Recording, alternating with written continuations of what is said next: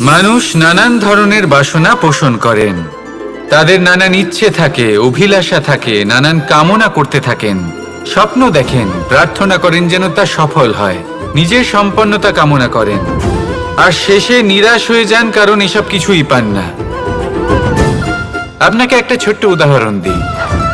জঙ্গলের রাজা কাকে বলা হয়? সিংহকে। এবার যেহেতু সিংহ বনের রাজা, তাই হরিণ তো তার কাছে এসে এটা বলতে পারে না যে আপনি হলেন বনের রাজা, তাই আপনি আমাকে মেরে ফেলুন, আমাকে খেয়ে ফেলুন আর নিজের ক্ষুধা নিবারণ করুন। এমন তো হয় না। সিংহ যতই বনের রাজা হোক, তাকেও পরিশ্রম অবশ্যই করতে হয়, তবেই তার ক্ষুধা নিবারণ হয়। সেইভাবেই আপনার সমস্ত স্বপ্ন, আপনার সমস্ত ইচ্ছে, আপনার সমস্ত অভিলাষা, সমস্ত আকাঙ্ক্ষা পূরণ হবেই, অবশ্যই হবে।